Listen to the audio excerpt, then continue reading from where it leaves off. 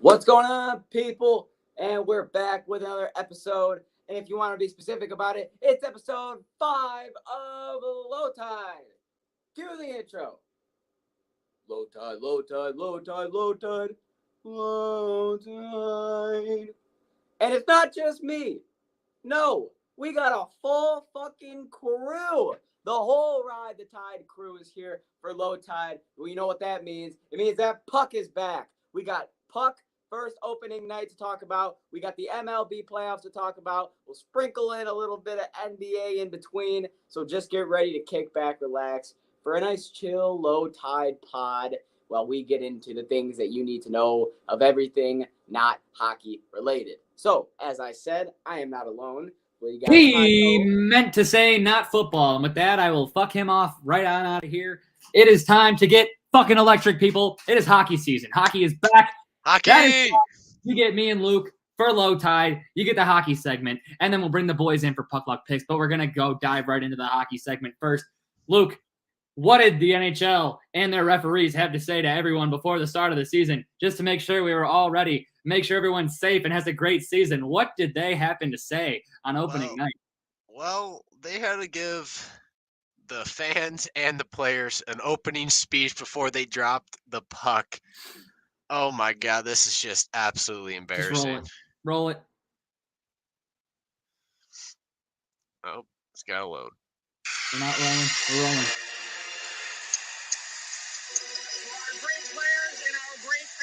Welcome to opening night of the 2022-23 NHL season. What's better than this? Good luck to all players. Let's have a great season. One of the best in the... What is that?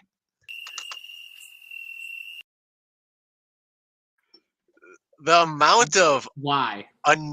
How... That was just so unnecessary. The amount of unnecessary is going through the roof. Also, while we're on the topic of unnecessary, I need to get this out. What the fuck are they doing with the boards? I know that it may not have bothered everybody, but when I started seeing the puck go into the corner and they would battle against the wall and guys were going into the fucking boards and half their body was disappearing because of the green screen effect they had going around the boards, it was starting to piss me off. Did you notice that? I personally did not. I tried to take a video, but my fucking phone would not line up with my TV screen the right way. There's too much of that fucking blue light. But if you go back and watch highlights, I don't know if they'll have it. Probably they'll have it the same way. But because they had, the boards were changing. Yeah. They weren't just using normal camera stuff, and it's obviously for TV and advertising and stuff. And I get that. But the fact that you're using a green screen effect on the boards, one, pissed me off because when they would change to the guys that are ice level with the camera, right? Yeah. When they change to those guys, it goes back to normal. And I can see all the advertisements like they normally are posted around the boards. And then they go back to the widescreen and there's just a line of Bud Light or a line of Jägermeister all the way across. And I'm like, what is going on right now? And obviously they're just paying for ad space and they're trying to make more money, but it kind of pissed me off. Yeah. Dylan, I don't know if you noticed this, if you watched it, if you have anything to comment on this, I'll bring you in. Just let me know. But this really pissed me off. I don't know about anybody else. Yeah, I was getting irritated by it, and I'm so happy that you said something because I didn't think you were gonna. Dude, it was so annoying. Anything, but I was getting irritated to the point where I had to go play something on my PlayStation and watch the game on the side. I couldn't continue to watch it directly because that was throwing me off. That, and there was another thing, and that was the fact that I just, Tampa doesn't excite me that a whole lot, but that was pissing me off. So I'm happy. Yeah, I think that was fucking stupid. But I don't know, Luke, if you go back and watch, you'll probably see it. You'll notice it now that I brought it up, especially if they keep doing it. I'm sorry if I just ruined hockey for you. That's not what I was trying to do. But anyways, let's talk about it. So NHL news, opening night, Zibanejad, you used to look a lot more like him, but you still do.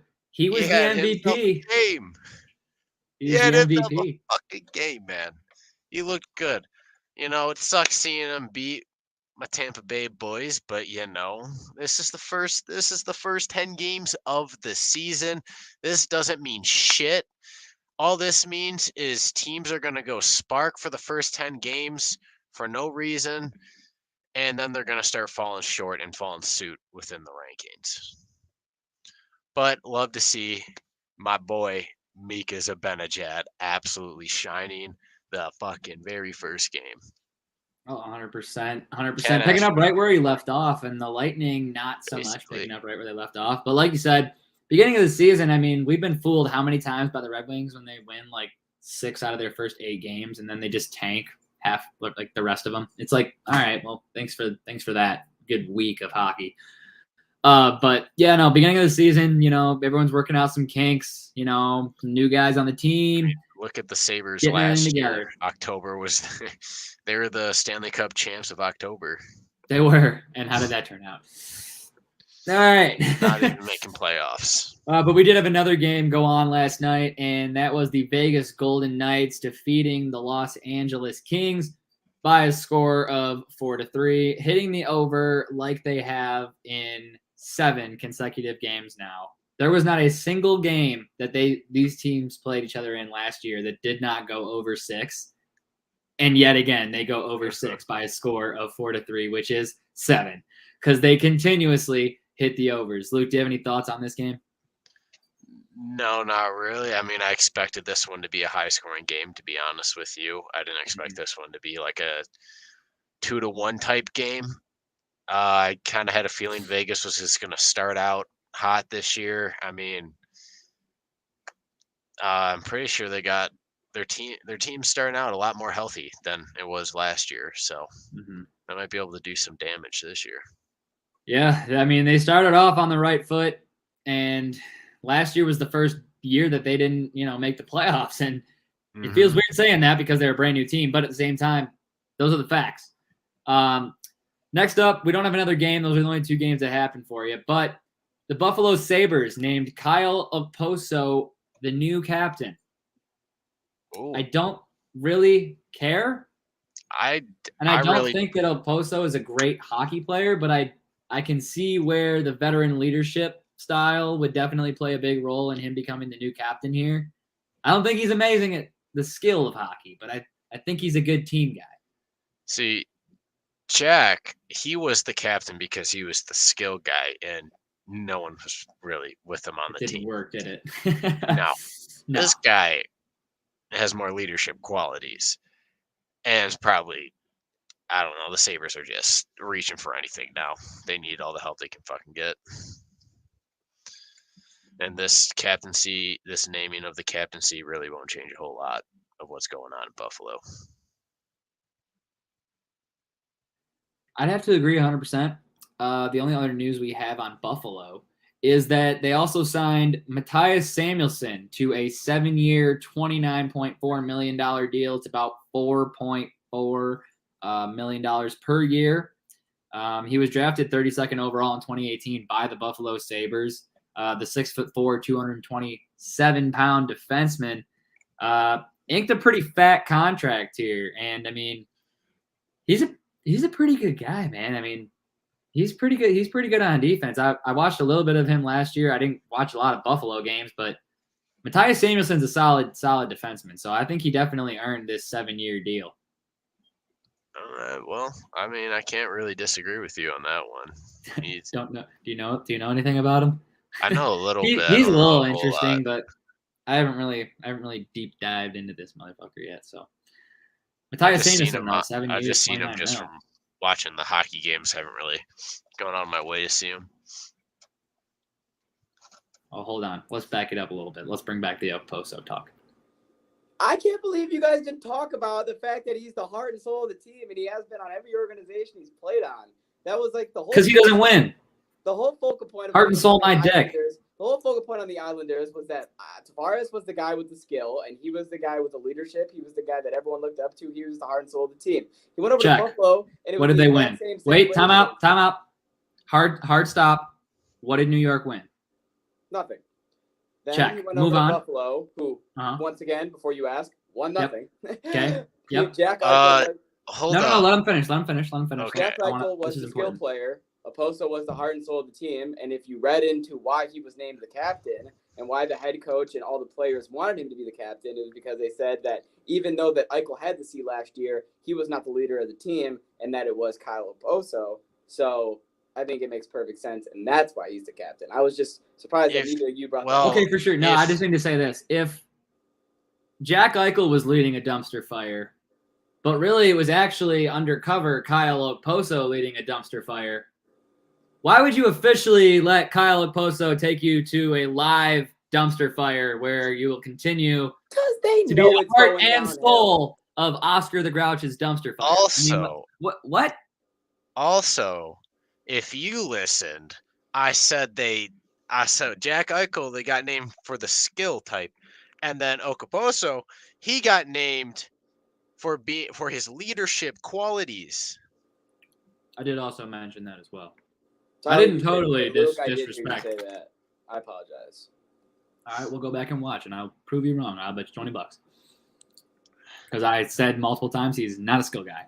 Not good. Also, Not a guy. I don't want to be that guy, but I just wanted to throw this in. I thought that Vegas and Kings game was phenomenal. I loved it. I watched the whole game, and the back and forth was great. Eichel got a goal. Everybody got a goal. So I just wanted to throw out how much I love that game. It's a good fucking game. It was a good game. But some of us have to be up at 5 in the morning and can't watch games on the West Coast. All right. Now, let's get into Puck Luck picks. It is time to bring them back. Last year, our champion was Luke Dacey. We're going to see if Snoop can pull it out again this year. So we got 3 games for you. We'll see what happens. Puck Luck picks coming up next. I think that, you want me to be completely honest? Yeah. Last time Some room between the legs. 13:57 of the third. Yeah. Speaking of Conrad's, Heads Capitals, Get tails to the Devils. grab some must. Speak on the top of my brothers' Tails. blood. None of these niggas can trust. We cannot question, you know what it was. What was you doing for us? You need the track 'cause I'm putting in work. Like I speak fluent in Russian. Did you catch that? All right, folks. You know the drill, so I'll play the music. Let's get it rolling. Puck Luck picks. Well, who wants to be the inaugural? Who wants No, to go Luke's first got to this go year? We first. can go. All right, now we can go from 4-3-2. It should to go champ. 1, 2, 3, 4. Fuck that. Nah, I didn't win to not. Gosh. Year. I All did right, you know not- what, Jesse, No. you're fucking Oh. going first. I'm taking charge. This is ridiculous. Shush and shush. All right, Should just gave it to me. I just need silence for a second. What the fuck is happening? All right, Jesse, Fuck. first game of the fucking year. Puck Luck pick. Game 1 is the Washington Capitals taking on the Toronto Maple Leafs. The Toronto Maple Leafs are at home. This man, Alexander Ovechkin, only needs about 1, maybe 2, 3 seasons max to catch Wayne Gretzky. He will catch Gordie Howe in goals with 22 more. Washington Capitals, Toronto Maple Leafs. It's not the playoffs. What do you think is going to happen? I feel like the Caps usually come out first game of the year, first couple swinging pretty hard, getting the puck in the net. Ovechkin's definitely going to get him a couple. Going to take the Capitals. A couple. He's getting more than 1 goal, Jesse? I think he might end up with 2. How many is he getting? 2? 3? All right. 2, not 3. I don't think he'll come out with the Hattie on the first game. I think, yeah, okay. That's a bold take. Another team that always comes out of the gates really good is the regular season performing Toronto Maple Leafs. Exactly what I was going to say.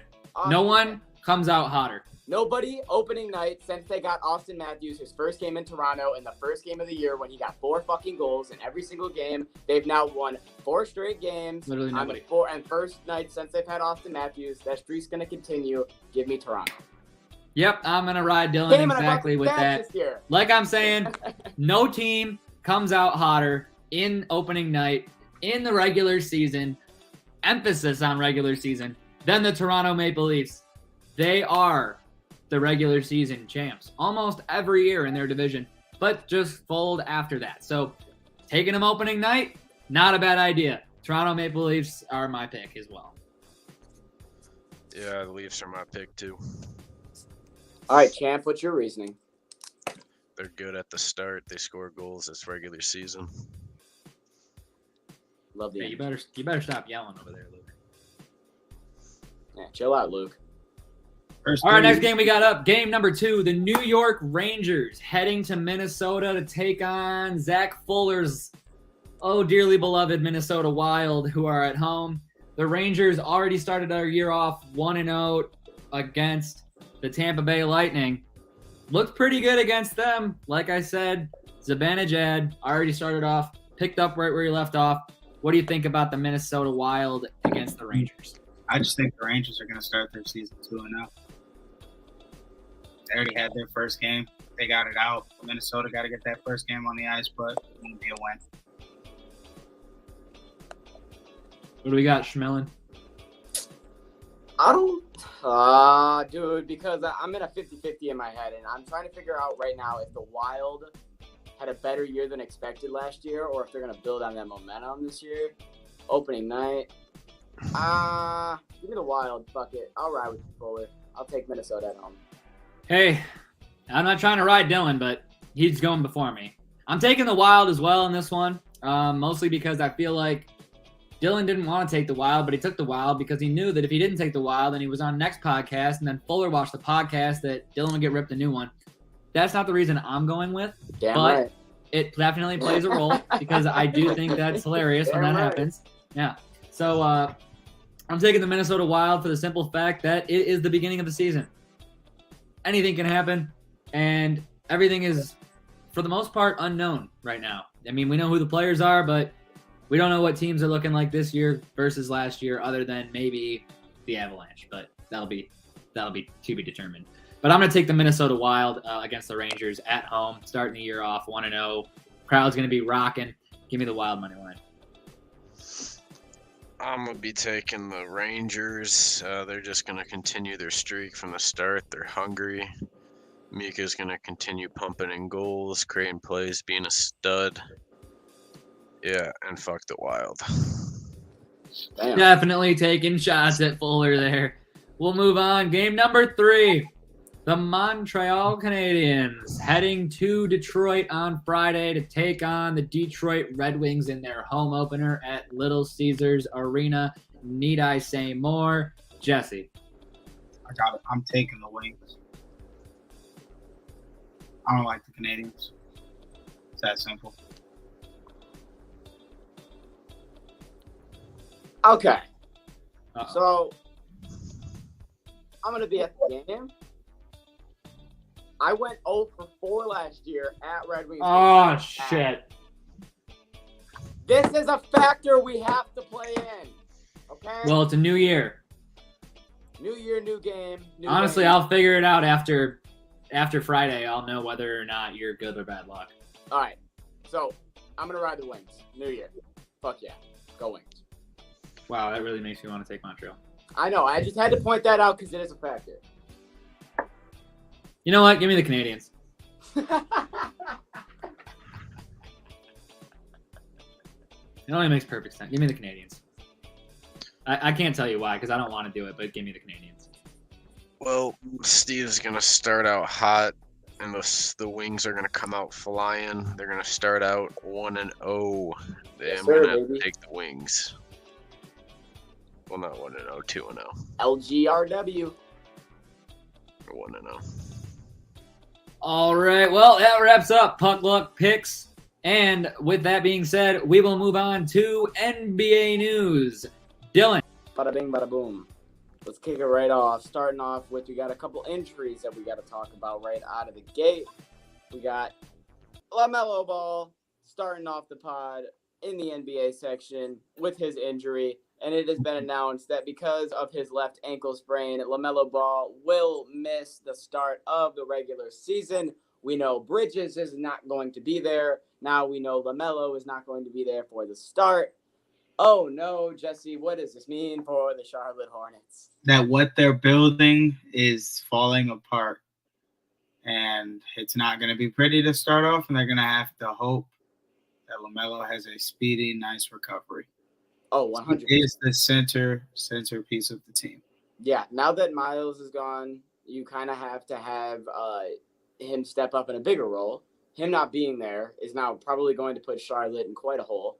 I expect that Charlotte, if things go the way I'm expecting them to, and by that I mean no moves are made at the deadline, and LaMelo is dealing with this ankle all year, they're not making the play-in. Not playoffs, play-in. Because they don't have the depth we've seen from the last 2 years of the play-in to last in big games. No. So if your starters aren't going to help and your depth isn't going to help, well, now you just have a bad team. Yeah. So at that point, I'm looking at them and I see teams like the Houston Rockets that are just way better than them, which is wild because they only have 2 to 3 players on that team. It's crazy. Yeah, this puts them in a really tough spot for the start. 100%. And that's one of the worst ways to go out. And another injury that we have to talk about is over in Detroit, over at the Pistons, because there's another injury, and that is that man, Marvin Bagley. Jeez, blanked on his name for a minute. But Jesse, you found out what that injury was today, so you could tell the people what that was. Yeah, man, chopped up his MCL, but it could have been worse. Could have been worse. It could have been worse. He was helped off the floor, and he's out for 3 to 4 weeks, is what we know. And the season starts in a week. Yep. So this is why you look at, oh no, the Pistons' big man, Kelly Olynyk's gone. And then you go, oh, the fucking godlights shine upon the draft that was just had. And thank God that we took the center that we took from Memphis. So I think that kind of opens up his play a little bit because him and Beef Stew are going to be the 2 big men down there. Sadiq's going to keep shooting his threes, so don't even look at him as being down there, okay? Sadiq is going to shoot his threes because that's what he likes to do and he's good at them. We're going to let him keep doing that. Right? Right. I mean this is true. Yeah. So I kind of like this because name is Bogdanovich. But at the same time, I don't know if this is going to go good or go bad. I mean, shit, we'll find out. But it does open that door to where you won't have to wait until what he's going to do later in the year. We're going to find out the second the season starts, thanks to this injury. Hey, if everything goes bad, there's a 7'4" point guard waiting in the wings. This is very true. Tyler asked me the other day, he goes, would you be okay with us having another year of just shit to get Wembanyama? And I said, yes. Because I named him who would be on that roster, and I said, to be fair, when it comes to all 4 of the Detroit teams, for some reason, I'm used to just the Pistons being bad the most, like numb to it. So I was like, I could do one more. If we get Wembanyama and Cade and Ivy and Sadiq, I can do it. Could you do it? I don't know. Not with our luck. You know how it is. We'd have the most balls in there and still walk out with the second pick.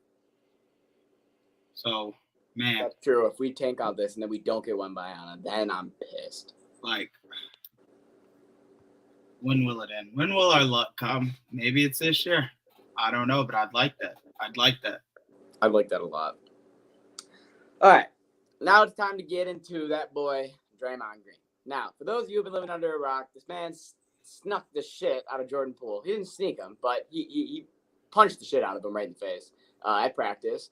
And Bobby Portis, the last time he got into a scuffle, an altercation where he had a teammate, he got an 8-game suspension and a real big bag was taken. Now, you look over at Draymond. The fine is there, but they have announced that Draymond will return to practice on Thursday, and there will be no suspension. These motherfuckers don't want to lose games just because there's beef on the sideline. And they said, Draymond, you're still playing, dude. I don't know what the fuck you think this is. I wouldn't suspend him any either. I know. I just had to bring up the Bobby Portis thing because it shows the difference between fucking a regular altercation between who has a ring and who somebody don't that have a has ring. 4 rings and somebody that has 1 ring. So that's the only reason why I brought that up. Wasn't that before Bobby Portis had a ring too? Yes. Yeah. So They're going to find your whole bag. That's really why I wanted to bring it up, because it just shows that, you know what, if you're valuable to the team and you have to punch players in the face, you know how many people fucking Kobe Look at and the MJ, Rams. You know how many Look people at the Kobe Rams. and MJ were probably punching in the face and fucking telling to get in line and this and that. Oh, it's $1 million, and you want to know what they got out of it? They're the best basketball players of all fucking time. So, Dylan, Aaron, Donald. Yeah, but he did it to the other team. But I'm just saying, like, He's not the doing it same to his own shit. teammates. You're That's not different. gonna get rid of one of your best players. Granted, the Rams have been shitty, but you know. Yeah, but when you're hitting your own teammates, it's a different factor of like you would want to discipline him. But then that's why you find him, and nothing more needs to be done. Yeah, I think that's why they made the right move. Pay the So back. now, Jesse, if you have anything else basketball you want to add in the preseason that you've seen, you can add it right now because that's all we got for basketball. Man, preseason, I haven't been watching that much. I've watched some here and there. Made a little money on a Nuggets live bet. Oh, yeah? Yeah, we bet with 46 seconds left. Nuggets were down by 2. I said they're going to win this game. They won that game. Now, the good thing is that next Tuesday, the season starts. Yes, season. So, I got to ask Tyler the question right now, because I'm going to let him make the decision. Mm-hmm. We can do picks for the best games that are happening Tuesday and Wednesday right now on this pod. Or we can wait till next week's Thursday, Friday, Saturday and do that on Wednesday. I'll let you make that call. Definitely do it next week. Gotcha. All right, perfect. Without further ado, Dumb now question. we will move Anyways. into. Without further ado, now we will move into the MLB Playoffs. It's time to talk about what has been going down, and let me just start off by saying this: I'm 0-4. I didn't get a series right, and it was just bad. Okay. Let's rip that Band-Aid off. Now, Tyler and Jesse, they didn't do a whole lot better either, but they did do better than me. They each got one series right. So they're both sitting at 1-for-4. I am sitting at. Hold on, 1-for-4. that didn't feel appropriate.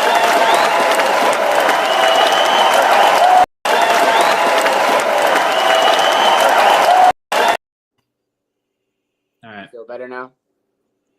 Yes. All right. So now I'm going to talk about a little bit how we got here. Starting off with the first series being Cleveland and Tampa. Now, this was the mid-off. You had two fucking mid-teams that, especially Tampa, who went 1-8 to close out the season. Why did I not factor that in and relay that information on this podcast? I don't know. Asshole. Should have. Because I fucked me and Tyler over, and I take full responsibility for that. So, Tampa Bay came out and absolutely got obliterated in the pitching aspect when it came to Game 1 and Game 2. The only thing that made it interesting in Game 2 is their pitching showed up as well. So that's the thing, is that Cleveland's bats, they weren't doing anything all exciting, but I would say they were doing enough. Hey, coming from me, the guy that thinks baseball is pretty fucking boring, what's so great about watching a pitcher's duel? I loved it. There was a lot of people that were actually loving it just like me, and I'm not going to lie, when I went on to Twitter, All right. just as happy. What's so great I'm going to get into about a it, pitcher's Tyler. duel? I was I'm saying- not hearing you say anything good about it. That's all I'm I'm trying hearing. to keep this chill. Okay. So the thing about a pitcher's duel that I'll just ignore my last previous statement because I can, unless I have to answer the question immediately now. Give me hits. So the best thing about a pitcher's duel in the postseason atmosphere is that you're not knowing how long the game's going to last. That's one. I love the unpredictability aspect. That makes the game more exciting. Two, okay, I understand the people that like it when games are fucking 9-10 and 11-12, but those are a lot more rare, and these are a lot more likely to happen. And showing that you have the depth in the bullpen, it sets up a lot more scenarios, because now you're going, oh, if Cleveland wins this game, their bullpen, they go 15, 16 innings deep. How are they going to play at 12 o'clock tomorrow? Those pitchers have to go 7, 8 innings, and it creates stats and scenarios for stat heads like me that makes the next game more exciting via those pitcher duels. And the third thing that I'll say is that when you have continuous opportunities of men on base and then they're getting out, and it's almost like golf. It's almost like like just when you think oh it's gonna happen, no, it gets pulled. Your legs get pulled right back out from underneath you. And I think for a lot of people, or at least me and the people that I saw who were agreeing with me on Twitter for this game, it was very fun to watch. That's the argument I can make on a pitcher's duel in the postseason. If it's not in the postseason, I won't fucking watch it unless there's a no-hitter. I'll say that. So I think it's different in the postseason. But what I want to... Thank you. I actually needed to know what was so great about watching two teams get 0 fucking hits, 0 fucking runs, nothing exciting happening at all. I needed to know what made people want to watch something like that. So thanks. Needed that. I got you. 100%. It's great for me because I watch them pitchers and I'm like, ooh, he's really putting the team on his back right now. Exactly. And then you're going, who's going to be the guy? You're bringing this guy, and you're looking at now it hits 11th, 12th inning. Every guy they put in, you know it's going to be from the bullpen. He's going to be a starter. Okay, now, and then now, if he isn't, and he is from the bullpen, you're going to actually start looking, what is his K through 9? What is his ERA? What is his whip? Why do I care so much right now? Because there's only been 6 hits in this game, and we're in the 13th inning. And that's why you don't do drugs, kids. That's why you don't do drugs, kids. That's why you don't do drugs. And this matters right now. So it's more shit like that. But I want to talk about the fucking walk-off homer, because a lot of people don't understand the guy who even hit the homer story, because he did not start off on the team this year. He was starting off in minor league. He got called up due to injuries, and he happened to be the hero that ended up winning them the game. And I'm talking about Oscar Gonzalez. Jesse, you're shaking your head as if I feel like you're about to say what I'm about to say, so I'm going to let you say it. No, I don't even know. I did not know this man when he appeared. Got you. Okay. Oscar Gonzalez made a name for himself before this year started. For the Cleveland Guardians were on a 4-5 game losing skid at home. His first home game, he changed his walk-up song to the SpongeBob SquarePants walk-up theme song. And he had Who the fuck is that guy? And he had SpongeBob SquarePants socks on. They snapped their skid. They went on a streak. They ended up clinching a couple weeks later. This same man with that same walk-up song in the 15th inning came up in a 0-0 game and made it 1-0 and sent Cleveland to the ALDS. It's a hell of a story. And those are the stories you'd love to see. Hey. Whatever gets you geeked, gets you geeked. That's what I'm saying, bro. Everybody's got their own shit. If it's SpongeBob SquarePants that makes you want to go fucking hit it out of the park and win this game, then God damn it, who lives in a pineapple under the sea? You got to go up there and you got to... Gone forever, Aaron. Do what you need to do. I feel the exact same way. All right, now it's time for me to get pissed. Toronto! Yeah, I was about to say, let him have it. In hell, you should be up by a touchdown in a playoff game, and you lose. Yeah, that's what I'm thinking.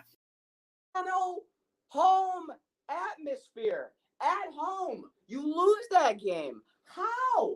With your pitching, with your bats, with your young core against the Mariners team who hasn't been in the playoffs since 2001. Now, I love the Mariners. Don't get me wrong. I'm going to ride them against the Astros. But this was unbelievable. Game 1, I had no problem with because Game 1 went how I expected it to go. I had all the momentum from Seattle making into the playoffs, having them win that game, Game 1, in a close game. That's exactly what happened. We go into Game 2, and now I'm going, all right, Toronto will get a couple runs back. Thank God Teoscar Hernandez wants to play baseball because I don't really fucking think anyone else did on this Toronto team. He had 2 homers, 4 RBIs, and thank you for coming up when nobody else seemed like they really wanted to. And then you have an 8-1 lead. And then there's one guy who I don't trust to come in and secure this thing. And that's Robbie Ray. And he gets smacked up. And Carlos Santana, 3-run homer. Oh, well, no, here's what they did. He loads the bases. He loads the bases. And then they bring in a lefty against Santana. Who does Santana only hit homers off of? Lefties. What does Santana do? A 3-run fucking homer off the lefty who allows a bunch of homers. So now we have a 3-run game. Hit after hit after hit after hit. Now it's a tie game. RBI double. It's 10-9. Oh my God, we're going to lose this game. Bottom 9 hits, 2 outs occur. I watched the third happen. Fly out from Tapia right to center field. Hat gets thrown on the ground, and it's fucking despicable, man. Jesse, whatever you had to say about this series, just fucking go. Oh! I think you said enough. I can't believe they let that game slip out of their heads. I was rooting for the Blues, but they sold. They sold the bag. They sold it just like Seattle did the other night, but we'll get to that. Man. I cannot believe that they sold it. There is no reason you should. You're up by 7 runs. It's 8-1 in the 5th inning. They couldn't hit. They hit 1 homer after that, and everything else was dry. Unbelievable. They make it so hard to be a Toronto fan. And I'll just say this. This is why I will only like the Blue Jays, and it will never go anywhere outside of it. Not Maple Leafs, not Raptors. I know the pain you guys normally go through. I'm not putting myself through it other than the Blue Jays. So, next series. St. Louis and Philadelphia. Now, if I would have told you that the Phillies won this game in 2, all 3 of us would have looked at you and said bullshit. Because we all had St. Louis, some in 3, some in 2. But for the most part, me and Jesse had St. Louis sweeping. And St. Louis got swept by the Philadelphia Phillies. And I think the most important thing that I would take away, two to three things happened in this series. We learned 2 things, okay? Nick Castellanos learned how to play defense, and Bryce Harper is good in postseason. We would have never known either one, okay? Because they've never fucking been there. You never seen Nick Castellanos in a big playoff atmosphere in a moment. And the only reason that they won the game that we'll get into that they won yesterday was off his diving catch, and he played amazing defense. Gene Segura, he's been tearing the cover off the ball. He did it that entire St. Louis series. And then when it comes to Bryce Harper, he's been hitting nukes. So I think Bryce Harper in the postseason right now is batting ridiculously. He's batting. He's batting ridiculous. And you know what's crazy is he's basically just homering or walking. That's Gone forever, Aaron Hernandez. I don't think that in any level that's a bad thing, and there's nothing more you would ask for. But I will say I was pulling for St. Louis, especially in that second game. Well, first I want to talk about the first game real quick. 2-0, top 9. You walk out of that inning, it's 6-2. Your fans are – hold up. Let me actually just rewind it. Top of the 9th, 2-0. Sold-out crowd in St. Louis is now leaving 25 minutes later before the bottom of the 9th because you let up 6 runs, and it's 5-2 with runners on first and second, 1 out, Kyle Schwarber at the plate, and you have nobody warming up in the bullpen. What? Are you crazy? You're stupid. What is wrong with you? I don't even understand them. That baffles me. And the announcer says it vividly. Are you just giving the game away? And that's exactly what they did. Yeah. So we go to game 2, and we get to watch a 2-0 game all fucking game. We get to watch St. Louis this is the best part. We get to watch St. Louis get 7 hits the entire game trying to claw at just there's good pitching duels, but this game was aggravating as hell for somebody who was rooting for St. Louis. It was a good game, but I was getting very irritated and you're very bothered. Till when the 8th hit me, and the announcers started talking about Yachty and Pujols, I was like, dude, this is about to be their last game. Pujols is up in I'm watching him bottom 8. This is about to be his last at-bat ever. Like, this can't happen. Of course, how does he go out? He singles it down the line because Pujols, he wrote his own fucking fairy tale with RBIs, homers, and hits this year. It really couldn't have scripted it better for him, man. So yeah, he did what he did. I love that. But then Yachty and him walk off together in the 9th. They get a standing ovation. It's just like, they're gone. That's that legacy of St. Louis. You're going to have Wainwright, Yachty, Pujols. Bye-bye. Bader's on the Yankees. Your team is kind of gone. Yeah, it's gone. It's straight dumpster rebuild time. Yeah, like this was your last push. So it's fucking sad. I'll just say it. It's sad. If I had it my way, Albert would play one more year. But I'm happy that he gets to finally fucking just enjoy his life, be with his family. It's a shame he went out to the Phillies. He's done that's the worst part. And I'm mad that you even said that. Because now that's how his career will always have end. So let's talk about the final series real quick because I still got to move this along. And I got that text from Tyler, so I'm on that shit. San Diego and New York. When it comes to this series, I only have one thing to say and one thing only. New York choked. Fucking choked it. That's all you have to say. But I got to give my player of the week because he came from San Diego. And that is Trent Grisham. Trent Grisham absolutely.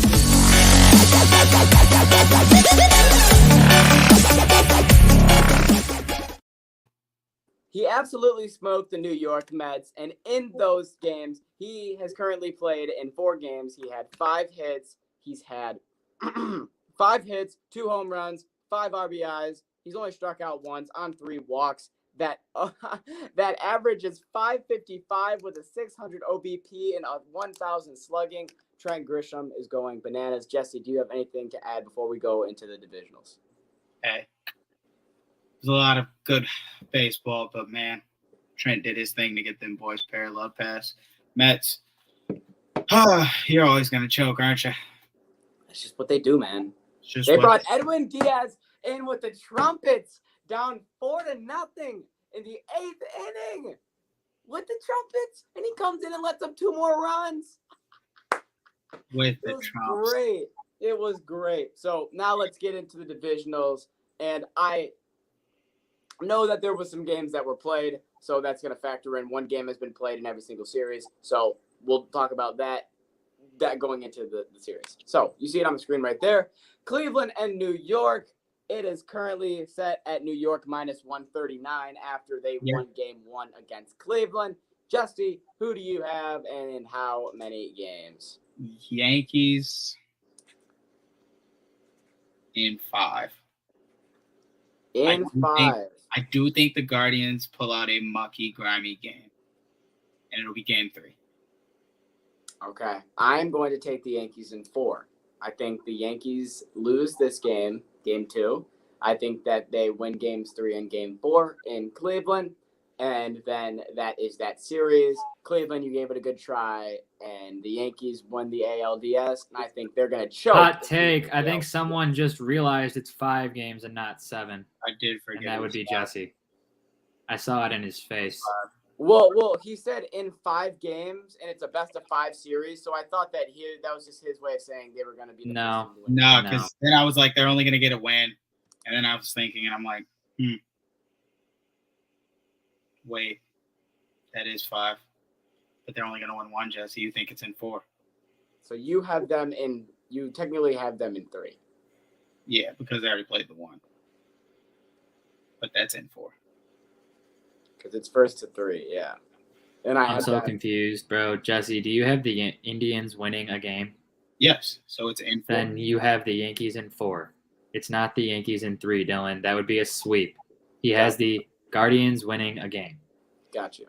Okay. Why is that such a cluster? Okay. Then me and Jesse have the same exact thing. Perfect. Yankees in 5. Tyler's got the Yankees in 5. Tyler, any reason? Cleveland will win both of their home games. Ooh. I like that. That would make the series a lot better. But the next series that we got to get into is the game that we are going to talk about a little bit that happened last night. And I'll make it really quick because I know Tyler wants me to. And that is Yordan Alvarez. Let me set the goddamn stage for you. We are in the bottom of Let me just say, you're good now. I just wanted you to get into the divisionals and stop talking about things that happened a fucking week ago. Well, we only have one pod a week, so I have to recap what happened in that week. I'm sorry. You could do it quicker. I apologize. Nah. Emotions too riled in. Hey, man, I get too invested. I apologize. I'll stop that. But we are in the bottom of the Yeah, that's what I'm thinking. taking a 7-3 lead over the Houston Astros, okay? And you have Robbie Ray in the bullpen warming up, but no one's thinking anything of it because the Seattle Mariners have a lefty right next to him who's also warming up, right? So it is first and second. It is 7-6. And Robbie Ray starts coming out onto the mound. Now, me and Jesse thought the lefty was coming in. Lefty on lefty, Alvarez does not do as well. It makes sense. Robbie Ray, after the tangent I just went on, who I mentioned, let up 7 runs the first time he was out there against the against the Blue Jays. So why on God's green earth is he going to be the one to get the save on the best hitter on their team? Is Robbie Ray not left-handed? No, he's right. He comes in, gives them a low and inside fastball, which is, if you play MLB The Show, that bitch would be not red. That would be bright, burning, hot fire red, because that's Yordan's sweet spot. So he sends it 438, 439, basically 440 to right field, walk-off bomb. Dude, I'm 99% positive this motherfucker's left-handed. He is left-handed. He throws right, I thought. Yordan? Alvarez? No, motherfucking Robbie. Oh, you said you were trying to look for the lefty on lefty, but you didn't get it. You did get it. You didn't. It was lefty on lefty. Robbie Ray's a lefty. Since when? Since when is he a right-handed pitcher? He's a left-handed pitcher. Jesse told me. He looks at me. He goes, "That's why left-handed pitchers. That's the one place you don't throw it. You don't throw slider low. It was lefty on lefty. Rewatch the clip. He's a left-handed pitcher."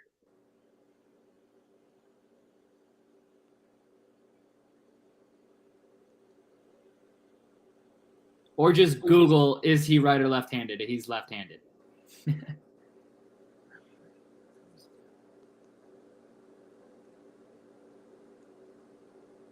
He's left-handed. Period. I swore he was right-handed.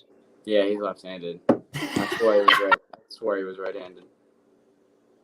Thanks, Ty, for laughing. I hope you feel good for shitting on that take. Let's go to the next series then. That's just awkward. I mean, like.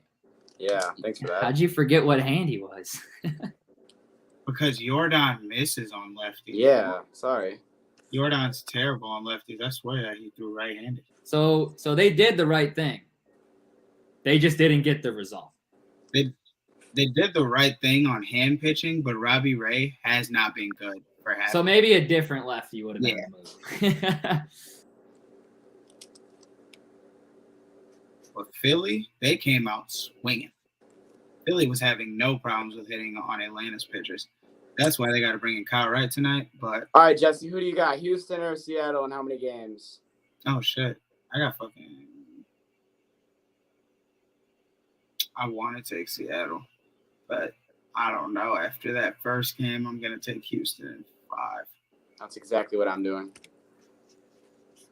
I have Houston in 5. You want to sip the Kool-Aid. You want to be with the cool kids. You want to think that you're that team.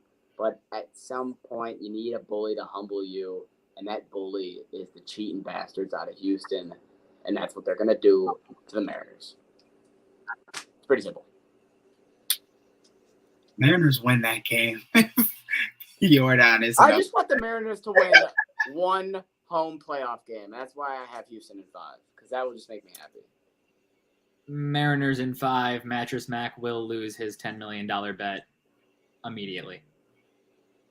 No, he always loses it in the ALD or the ALCS. That's where Mac loses his money back. Yeah, but this time he put $10 million down.